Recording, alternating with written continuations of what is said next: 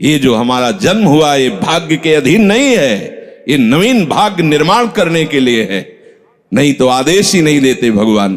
पशुओं को आदेश नहीं दिया जाता क्योंकि वो भाग्य के अधीन है। केवल मनुष्य शरीर को आदेश दिया गया है। किसी देवता को भी आदेश नहीं दिया गया कि आप ये करो ये ना करो, क्योंकि वो वही करेंगे जो उनके सुकृत है, उसके अनुसार बस भोग भोगेंगे।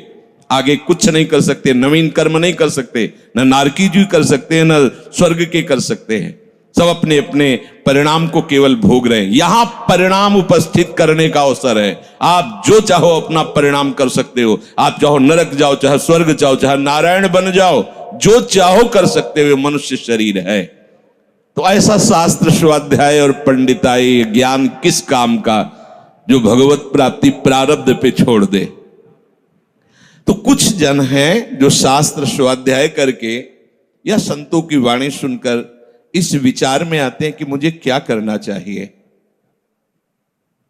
परिवार का पोषण या भगवत प्राप्ति। दो विभाग कर लिए इसलिए खतरा है, निर्णय नहीं कर सकता। और सही पूछो तो दो विभाग है नहीं, एक ही बात है। समझ जाओ तो वहीं वहीं भगवत प्राप्ति हो जाएगी। अब उसके विचार में आता है कि अभी तो ब्याह हुआ है, या अभी छोटे छोटे बच्चे हैं, या अभी बच्चों का ब्याह किया है, अभी नए हैं, क्या जाने संसार का, मेरी आवश्यकता है, नहीं तो संसार इनको परेशान कर देगा। और वो अपने अहम जनित कर्ता भाव से ऐसा बंध जाता है कि निर्णय ही नहीं कर पाता। श्री चरणदास जी कह रहे हैं, ए भाई समझो, जिस कर्तव्य को तुम विसार करके झूठे भाव को कर्तव्य मान रहे हो, अरे माया के दीवाने, अरे हिया नहीं रहना, करना अंत पयाना। यहां से जाना है, यहां से जाना है। ये भूल जाते हैं। माया की ऐसी भूल भुलैया है कि हमें शरीर में राग और शरीर संबंधियों के राग में सुख मिलने लगता है और लगता है कि मैं अविनाशी हूं।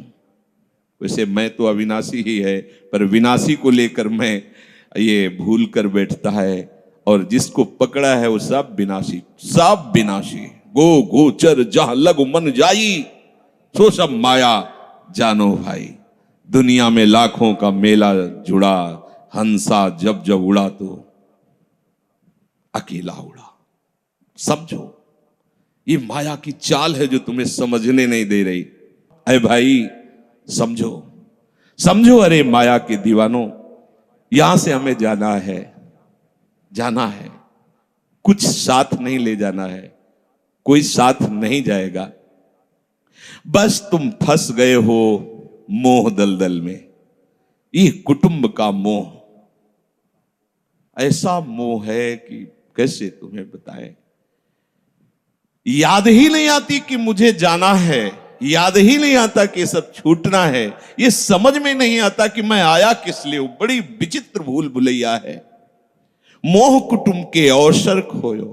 दो बातें आती हैं, परिवार का पालन पोषण, ये धर्म पालन करूं, या हरि का भजन करके भगवत प्राप्ति करूं। तो बोले मोह कुटुंब के अवसर खोयो। अवसर मिला है तुमने, भलो पायो दांव रे, चूक ना अवसर प्यारे, भलो पायो दांव रे। बड़ा अच्छा अवसर मिला है भजन करने का, चूक गए तो फिर पछताना पड़ेगा। हरि की शुद्ध बिसराई। अब वो निर्णय करता है परिवार के पोषण का, क्योंकि मोह ममता है। पीछे का हर बार सत्संग में कहते हैं कि पीछे का रास्ता एकदम बंद हो जाना चाहिए, कि आगे कोई भयावह स्थिति आवे तो लौटने का रास्ता नहीं रहना चाहिए। उपासक को पीछे का मार्ग बंद कर देना चाहिए। पर होता क्या है, अपने लोग बहुत कमजोर हैं, तो कदम ऐसे रखते हैं पर पीछे वाला पुष्ट बनाए रखते हैं कि अगर इधर थोड़ी भी आंच लगी तो कदम पीछे करके सुरक्षित हो जाए। वो सुरक्षित नहीं है, वो सुरक्षित नहीं है, वो असुरक्षा है। परिवार का राग, अन्य भरोसा, किसी देहधारी का भरोसा, किसी वस्तुओं, ये भरोसे लायक चीज है। अरे क्षण में बिगड़ जाने वाली चीज है। भरोसा तो हरि का है, भरोसा तो हरि गुरु चरण सेवा अनुसरो। ये भरोसा कभी तुम्हें विश्वासहीन नहीं होने देगा।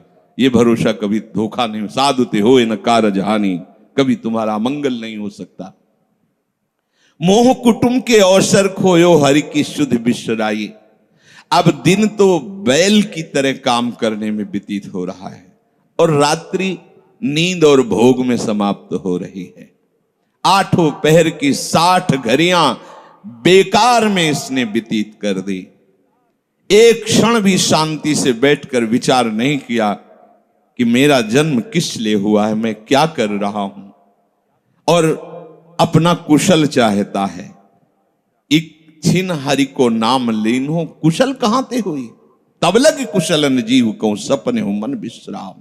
स्वप्न में भी शांति नहीं मिल सकती जब तक भजन नहीं करोगे। बालक अवस्था तो खेल में चली गई, जवानी हुआ तो अहंकार मद छाया, मैं करता मैं भोगता इसमें चली गई। जब वृद्ध आया तो रोग और चिंताओं ने घेर लिया। अब इतना दुखी है कि वो सोच भी नहीं सकता कि मैं इनसे दूर होकर भजन कर लूं। ये जो वो भजन का नाटक होता है, भजन में हम देखते हैं ऐसे ही लगा रहता है, कैसे हो और बढ़िया से, और क्या करें, और मरने का ठौर आ रहा है, और क्या करें, तुम आए हो भजन करने के लिए और में भी फंसे हो, क्या कर दूं, कहां से कैसे व्यवस्था कर दूं। हम ही चला रहे हैं, भले वृंदावन में बैठे परिवार हमारे अनुसार चलेगा, हमारे ही, नहीं तो नष्ट हो जाएंगे। आए हैं वनवास करने के लिए, भजन करने के लिए, पूरा का पूरा प्रपंच दिमाग में पता लगता है। वृद्ध भय चिंताति उपजी, दुख में कछु न सुहाता। अरे भूल क्यों रहे हो, चेतो। साधु चेताता है जगत को, चेतो। काल रूपी शिकारी धनुष पर विष का बाण चढ़ा चुका है, तुम ठीक निशाने पे हो, होश में हो जाओ। अगर अब कोई तुम्हें निशाने से बचा सकता है तो काल का भी महाकाल हरि बचा सकता है, दूसरा कोई नहीं। आए अचानक बांधे, यम के दूत आकर अचानक बंधन में डाल करके ले जाते हैं। अब वो निर्णय कर रहे हैं, झूठे जग से नेह छोड़कर साचो हरिनाम उचारो। चरणदास सुखदेव कहते हैं अपना भला विचारो, इसी में अपना भला है। तो क्या करें, घर परिवार छोड़कर तुम्हारी तरह बाबा जी बन जाए? बाबा जी बनने से भगवत प्राप्ति नहीं होती। अगर आप बाबा जी बाहरी बात को ले रहे हैं तो उसको समझ लीजिए, बाबा जी बनने से भगवत प्राप्ति नहीं होती, प्रभु के होने से भगवत प्राप्ति होती है। वो आप चाहे गृहस्थ वेश में रहकर बनो या आप विरक्त वेश, 2 मार्ग शास्त्रों ने स्थापित किए हैं, वो प्रभु के लिए। अगर वेश बदल लिया है और परिवार का राग है, भोगों का राग है, संसार की सत्यता का भान हो रहा है कि सब सत्य है, कोई फर्क नहीं पड़ता। वेश परिवर्तन से कोई फर्क नहीं पड़ता। गधे की पीठ में चाहे मिट्टी ला दो, चाहे कबाड़ ला दो, चाहे बेद ला दो, उसको बाहर से मतलब है। शरीर में चाहे लाल कपड़ा पहनो, चाहे सफेद पहनो, चाहे काला पहनो, चाहे नीला पहनो, चाहे पीला पहनो, ये तो वस्त्र है। आपका उद्देश्य क्या हुआ, आपका अपनापन कहां गया, ये खास बात है। कहीं ऐसा नहीं लिखा कि बाबा जी बनने से वो मोक्ष पद प्राप्त, नहीं। जहां संत की बात आएगी वहां लक्षण होंगे, जहां भगवत प्राप्ति की बात आएगी वहां मन का प्रभु में तन्मयता होना, प्रभु में डूबना, प्रभु के चिंतन में मगन होना होगा। वो चाहे गृहस्थ हो चाहे विरक्त हो, दोनों के। एक है कि संसार का व्यवहार पसंद नहीं तो निवृत्ति मार्ग का पथिक बन गया, और एक है कि संसार के व्यवहार को भगवत स्वरूप समझकर, भगवत अर्पित करते हुए अपने को प्रभु का मानकर, प्रभु को अपना मानकर चल रहा है, ठीक वैसे ही भगवत प्राप्ति उसको भी होगी। हम लोग जब सत्संग में बात सुनते हैं तो निर्णय करने के लिए हमारा ही हृदय होता है। अब लगा कि नहीं ठीक है, भजन तो करना है, पर हम ऐसा नहीं है कि कर्तव्य के लिए रुक रहे, पर कुछ समय अब हम लेंगे, फटाफट सब निपटा के। तो तुमसे भी चतुर काल है, वो उतने ही समय में तुम्हें निपटा देगा। बहुत चतुर है। हमने बहुत से लोगों के मुझसे सुना है कि बस ये काम हो जाए हम आए, आज तक वो लौट के नहीं आ पाए, क्योंकि वो गली ऐसी है, क्या है, बहुत दलदल है आगे। जो गया ना मोह कलिल में डूबा, अब निकल पाना बड़ा मुश्किल है। सत्संग में इतना सामर्थ्य है कि अभी आप सुन रहे हो, अभी आपको ऐसे सब ऐसे लगेगा, ऐसे ऐसे निकल जाएंगे, और गेट के बाहर होइएगा, वो हवा लगने दीजिए, तब लगे कैसे निकले। ऐसी प्रचंड माया है। इसीलिए तन ही राख सत्संग में तो मन ही प्रेम रस भेयो, तब मन प्रेम रस में बराबर सत्संग होता रहे, बराबर साधु संग मिले। ऐ साधो, ये तमाशा है, तमाशा बस 2 घड़ी का तमाशा है। यहां जितने इकट्ठे हुए हो ये सब मिल नहीं सकते। माता पिता भाई बंधु सब बिछुड़ते चले जा रहे हैं। जो ही आकर सब इकट्ठे मिले हो, ये कभी इकट्ठे नहीं रह सकते। ये कुछ समय का है। संतों ने इसे 2 घड़ी का है, ऐसे ऐसे व्यतीत हुआ। हम लोग परिवार को अपना मैं मानकर, मेरा मानकर के जो पोषित कर रहे हैं, वो कुछ समय के लिए है। जैसे नाव नदी के ऊपर बाट बटाऊ आए, मिल मिल जुदे होए पल माही आप को जावे।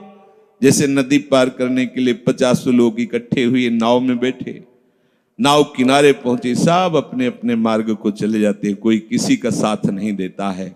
ऐसे ही मृत्यु का समय आया, चला आप कितना भी प्यार करो, वो लौट के आपसे पूछने के लिए नहीं आएगा आप कैसे हो। या आपने कितना भी सबके लिए किया है, मोह से युक्त होकर अपना जीवन, विशेष जीवन आपने दे दिया, लेकिन आपकी क्या दुर्गति होगी किसी को कोई परवाह नहीं है।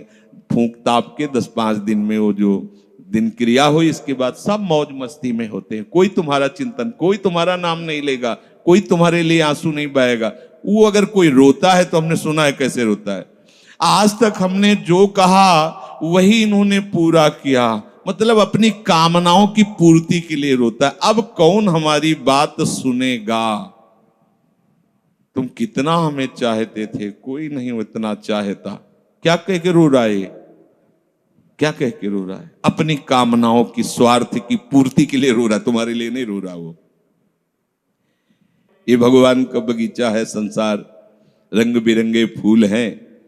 कुछ तो कली ही मुरझा कर नष्ट हो जाती है, कुछ फूल खिलकर नष्ट हो जाते हैं, कुछ में ऐसी सुगंध आती, थोड़ा सुगंध फैलती, वो भी नष्ट हो जाते हैं। ये बगीचा केवल देखने में सुहावना लगता है बड़ा भयावना। इसमें मृत्यु का तांडव हो रहा है। आप देखो, प्रतिपल मृत्यु भयावा, पर कैसी माया है। सामने वाला पतिंगा जला, फिर भी वो जाके उसी में जलता है।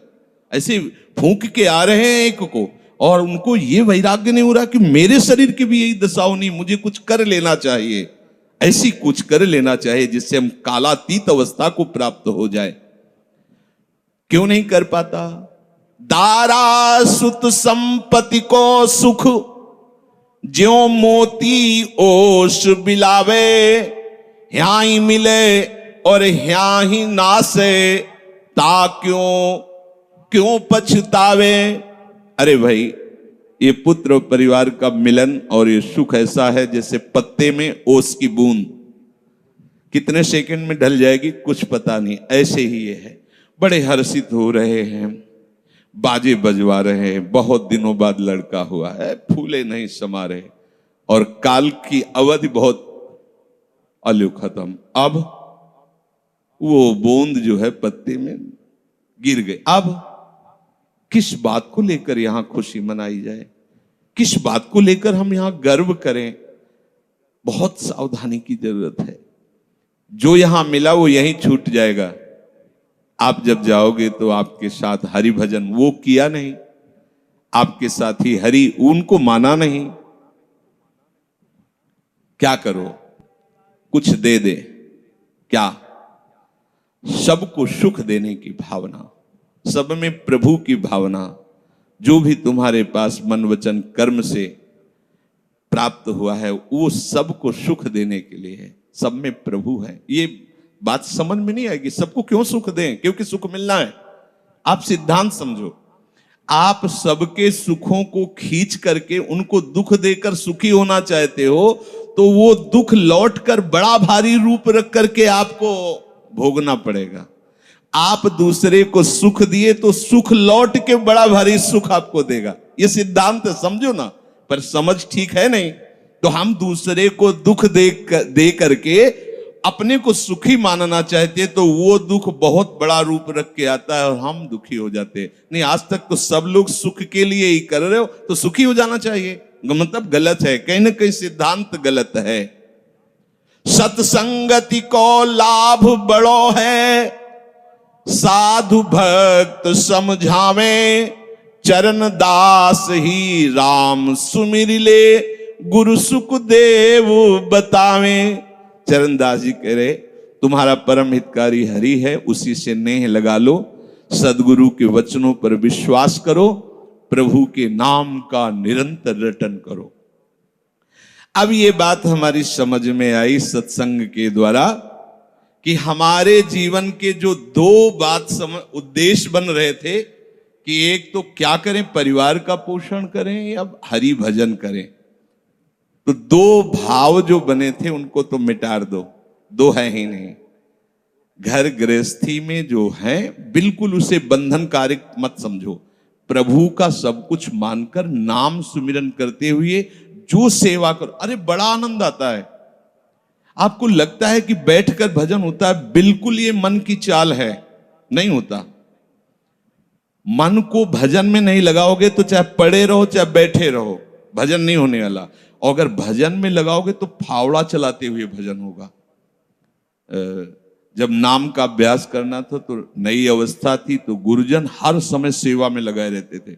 बड़ी बड़ी पत्थर की शिलियां आश्रम में थी, उठा उठा कर उनको जमा कर खोद के बना बराबर करना, तुलसी का बगीचा लगाना, गेंदे का बगीचा लगाना, और वृक्षों को हैंड पैप से भर भर के पानी 100 बाल्टी खूब सींचना खूब, और उसमें भी नाम स्मरण करना। और जो पूर्व सदगुरुदेव भगवान थे बड़े ही बाहरी कठोर नियम वाले, और उस समय नाम का अभ्यास उसी समय करवाया गुरुदेव भगवान ने। ऐसे नाम पूरे में सोने लगाना, गुरुदेव भगवान की कृपा से ये समझ में आया। तो हमें लगता है कि कोई भी काम करते हुए भजन हो सकता है, कोई भी। अरे जब युद्ध हो सकता है तो और क्या बात है। अब बोलो आपका निर्णय कि मैं परमार्थ में जाऊं या व्यवहार ठीक करूं। हम कह रहे हैं वो व्यवहार ही परमार्थ बना लो ना, भागने की जरूरत कहाँ है। और जब आपकी अरुचि बढ़ेगी, वैराग्य बढ़ेगा, तो तुम्हें कोई रोक नहीं पाएगा। वो तो स्थिति आएगी, और अगर स्थिति के लिए बिना तुम भागोगे तो यहां के वही प्रपंच करोगे, यहां भी वही प्रपंच करोगे, भजन नहीं होगा।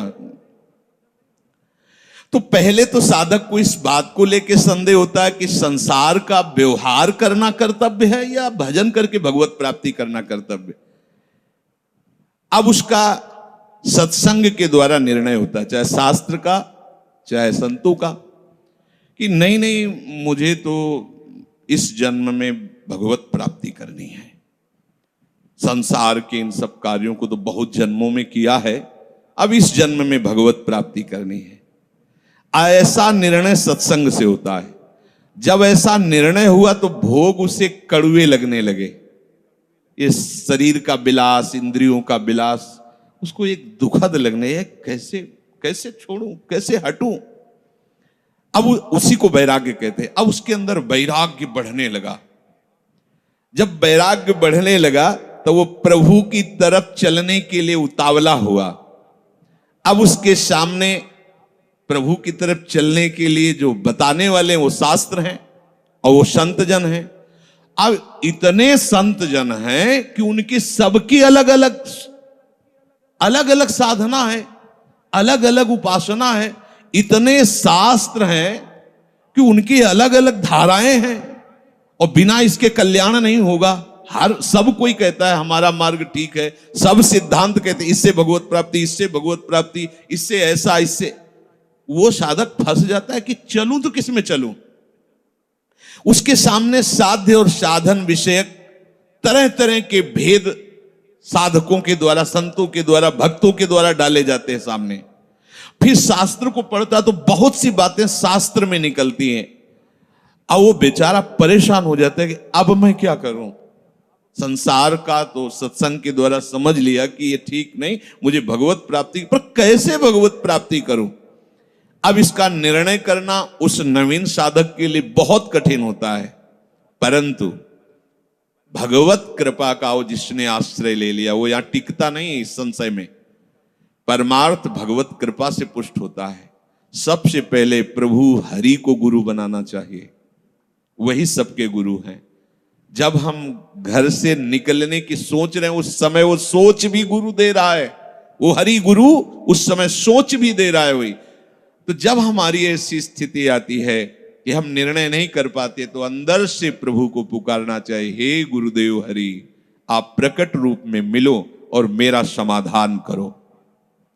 अब जो ही वो अंदर से ऐसी दशा में प्रभु की शरण होकर के पुकारता है तो भगवत कृपा उसे सदगुरुदेव के रूप में प्राप्त हो जाती है। ये ओहो, जो मैं खोज रहा था वो मिल गया। वो अंदर से भगवान उसको वहां पहुंचा देते हैं, वो बात सुनवा देते हैं, वो संयोग बैठाल देते हैं, जिससे उसके सारे संशय नष्ट हो जाते हैं। अब वो संपूर्ण शास्त्र और संपूर्ण संतों के मत को प्रणाम करके अपने गुरुदेव की आज्ञा पर चलने लगता है। अलग अलग वर्णन है संप्रदायों के सिद्धांत, अलग अलग शास्त्रों की युक्तियां वर्णन है। हम कितनी युक्तियां कितनी चलेंगे तो एक युक्ति में ही। तो इतनी बात समझ लेना है कि हम प्रभु के अंश हैं, इसमें किसी भी संप्रदाय का कोई कटाक्ष नहीं। जीव प्रभु का अंश है, इसमें किसी भी संप्रदाय की कोई टिप्पणी नहीं है ना, ठीक है। दूसरी बात, संसार भगवान की माया है, सब संप्रदाय है ना, तो इस माया को त्यागना है। बात समझ में आ गई। तीसरी बात है भगवत प्राप्ति करनी है। ये तीन बातें किसी भी संप्रदाय में कहीं भी कोई काट नहीं इनकी। हम प्रभु के अंश हैं, ये संसार माया के द्वारा रचित है, संसार का, संसार के भोगों का त्याग करने वाला ही भगवत प्राप्ति की योग्य होता है। भगवत प्राप्ति करना हर संप्रदाय का लक्ष्य है, चाहे उपासना कुछ भी हो। संसार का त्यागना हर संप्रदाय का लक्ष्य है। कोई भी आप शास्त्र सिद्धांत या संप्रदाय देखिए, संसार के भोगों का, संसार की आसक्ति का त्याग, और हम प्रभु के हैं, ये सिद्ध बात है। किसी भी संप्रदाय में हो, जीव भगवान का अंश है, ये निश्चित बात है। तो ऐसा निर्णय गुरुदेव की कृपा से स्वाभाविक हो जाता है कि अब सब सिद्धांतों को भले सुन लें, लेकिन हमें चलना का हमें पता है। हमारे गुरुदेव ने हमें बता दिया है, हमारे माई श्यामाजू को राज, हमें चलना है। राहो को काहू मनई दिए, पर मेरे प्राणनाथ श्री श्यामा शपथ करो तृण छिए, मन क्रम वचन त्रिशुद्ध सकल मत, हम श्री हित हरिवंश उपासी, हा हरि रा राधा वा वृंदावन सा सहचरी। साधक की बुद्धि गुरुदेव के प्रताप से उपासना में निश्चल हो जाती है। एक एक बात को समझिए। प्रभु कह रहे जिस काल में शास्त्रीय मतभेदों से विचलित हुई तेरी बुद्धि निश्चल हो जाएगी, परमात्मा में अचल हो जाएगी, उसी काल तू योग को प्राप्त हो जाएगा। कैसे होगी निश्चल? अगर हम शास्त्रों में भटकते रहो, कई बार समझने के बाद भी ये निश्चय होता था कि ये आश्रय ठीक है या अहम ठीक है। क्योंकि जब एकोहम बहुश्यामा वही ब्रह्म बहुत रूप, मैं भी तो ब्रह्म हूं ना। मैं भ्रम से अपने को अंश मान रहा हूं, भ्रम से अपने को जीव मान रहा हूं, भ्रम से अपने को शरीर मान रहा हूं, वही हूं। सेवक से विभाव बिन भव न तरी उर्गारी। काकभूषण जी कह रहे बिना सेवक और स्वामी के भाव के संसार से तरा नहीं जा सकता। एक में है सेवक स्वामी भाव के बिना नहीं तरा जा सकता, और एक है कि जब तक सेवक स्वामी भाव भेद है तब तक अविद्या है, अविद्या है तो मोक्ष नहीं। बड़ा झंझट है, बड़ी समस्या है। उसका समाधान केवल गुरुदेव के वचन से होता है। मोक्ष मूलम गुरु कृपा, वो बता दी ऐसे चलो, बस दूसरे के लिए सुनना। दूसरा कोई गलत नहीं है। बहुत से मार्ग हैं, बहुत से संप्रदाय हैं, बहुत से सिद्धांत है। हम सब संप्रदाय, सब सिद्धांत, सब मार्गों को एक साथ नहीं निर्वाह कर सकते। एक मार्ग में चलेंगे तो जो हमें गुरुदेव मिले भगवत प्रेरणा से, उनके द्वारा बताई हुई साधन पद्धति में अपनी बुद्धि निश्चल कर दे। निश्चल कोटि जन्म लग रगर हमारी, बरऊ शंभुनता राहु कुमारी, इसे निश्चलता कहते हैं, इसे अटल कहते हैं। चाहे जितनी परीक्षा ले लो, चाहे जैसा दुख दे दो, चाहे जैसा प्रलोभन दे दो, लेकिन अब अपने प्रियाजू के गोरे चरणार बिंदु के सिवा अन्य आश्रय नहीं ले सकते। ये अचल बुद्धि हो गई। साधक की बुद्धि निश्चल हो जाती है कि अब तो मुझे केवल प्रिया प्रीतम का नाम रटना है, प्रिया प्रीतम की सेवा करनी, प्रिया प्रीतम के भरोसे में रहना और प्रिया प्रीतम के पास ही जाना है। ये निश्चय लगभग लगभग ऐसा तो हो गया होगा, क्योंकि सत्संग सुन रहे हैं बहुत काल से। कई बार सत्संग में कहा चित्त का समाधान हो जाना ही उपासना की परिपक्वता है।